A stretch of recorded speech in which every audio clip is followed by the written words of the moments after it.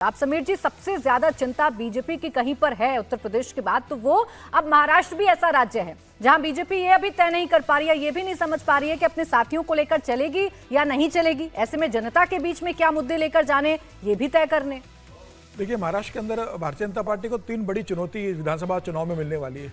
लोकसभा में तो ठीक है कि लोकसभा में अजित पवार भी इस बात को जानते थे, एकनाथ शिंदे भी इस बात को जानते थे कि यह चुनाव प्रधानमंत्री नरेंद्र मोदी के नाम पे लड़ा जा रहा है, इसलिए उन्होंने सीटों में वहां पर कॉम्प्रोमाइज किया।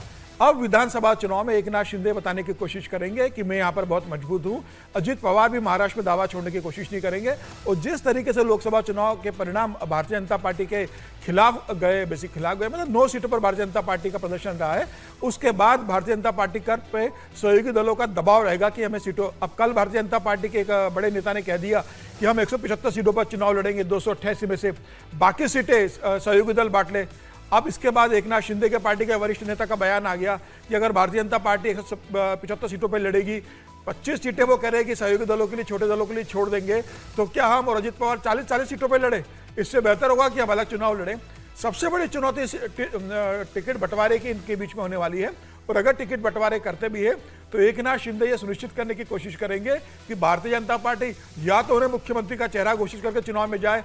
अगर भारतीय जनता पार्टी चुनाव में मुख्यमंत्री का चेहरा घोषित करके नहीं जाती है तो उन्हें बंद दरवाजे में इस बात का आश्वासन दिया जाए कि उनके विधायक कितने भी आए, मुख्यमंत्री फिर से उन्हें ही बनाया जाएगा।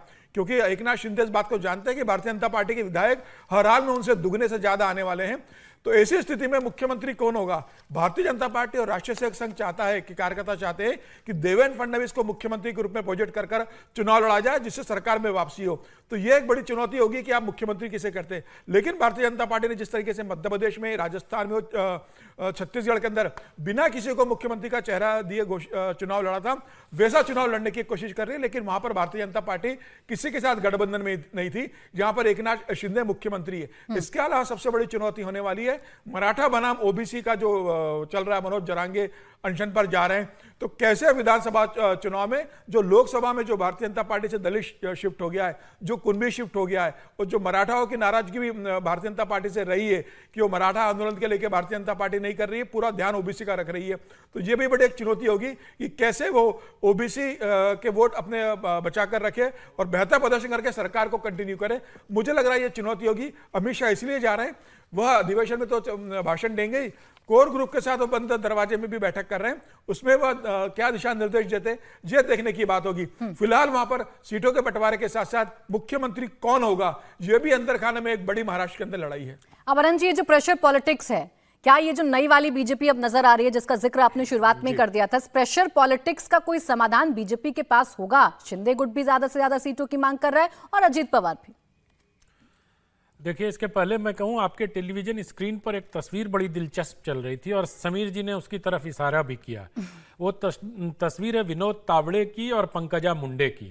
ये अगर भारतीय जनता पार्टी की भविष्य की तस्वीर है महाराष्ट्र में, ओबीसी और मराठा, ये कॉम्बिनेशन अगर वहां बनता है, और जिस प्रकार से मराठाओं के बीच, मुझे याद पड़ता है 2012 की बात होगी जब अरब सागर में छत्रपति शिवाजी महाराज की जो मूर्ति बनाने के लिए विनोद तावड़े ने पूरा एजिटेशन किया था, उसके बाद कुछ राजनीतिक कारणों से विनोद तावड़े को हाशिए पर डाल दिया गया था।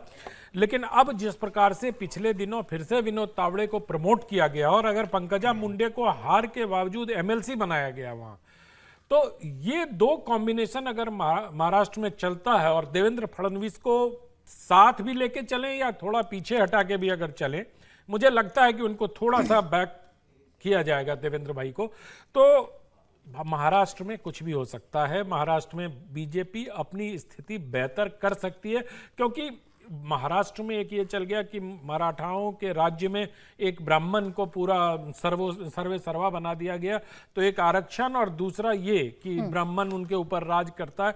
तो मराठा थोड़े इस मामले में लेकर भावुक होते हैं, जैसे बंगाल के लोग भी इस मामले में लेकर थोड़े भावुक होते हैं।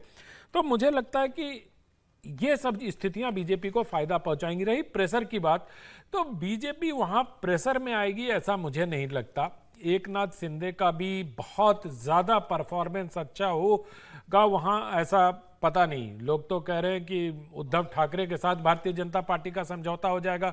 समीर जी महाराष्ट्र के विशेषज्ञ हैं, वो बेहतर बता पाएंगे कि आने वाले दिनों में उद्धव कहां जाते हैं। अभी तो यही तय होना बाकी है, हालांकि समय बहुत कम बचा है। लेकिन अगर जो वर्तमान स्थिति है उस पर भी हम चर्चा करें और भविष्य की बात ना करें, तो एकनाथ शिंदे और अजीत पवार, और जिस प्रकार से आज अगर आप अखबारों में देखिए तो एक खबर छपी है कि अजीत पवार मीटिंग ले रहे थे और शरद पवार खड़े हो गए। लेकिन एक जो असली खबर है, जो कम जगहों पर आया है, कि उसमें अजीत पवार अध्यक्षता कर रहे थे और शरद पवार कुछ बोलना चाहे तो उन्होंने उनको चुप करा दिया और कहा कि आप नॉमिनेटेड मेंबर हैं, you don't have right to raise questions. ये खबर दब गई हमारे यहाँ, और इस तरह से कह दिया गया कि शरद पवार इतने मतलब विनम्र हैं कि अपने भतीजे के सामने खड़े हो गए। तो इन सब चीजों को देख के मुझे संभावना लगती नहीं है कि अजीत पवार वापस एक हो जाएंगे शरद पवार के साथ। तो ये सारी चीजें देखने के बाद मैं ये कह सकता हूं कि अभी प्रेशर पॉलिटिक्स बयानों में तो चलेगा, लेकिन जो बंद कमरे की बात हो रही है और जो कोर कमेटी की बात हो रही है, उसमें सबको सही आकलन के साथ बता दिया जाएगा कि इतनी सीट आपकी है, इतनी सीट आपकी है, इतनी सीट आपकी है। और मुझे लगता है कि भारतीय जनता पार्टी कहीं ना कहीं 160-170 सीटों के आसपास समझौता करना चाहेगी।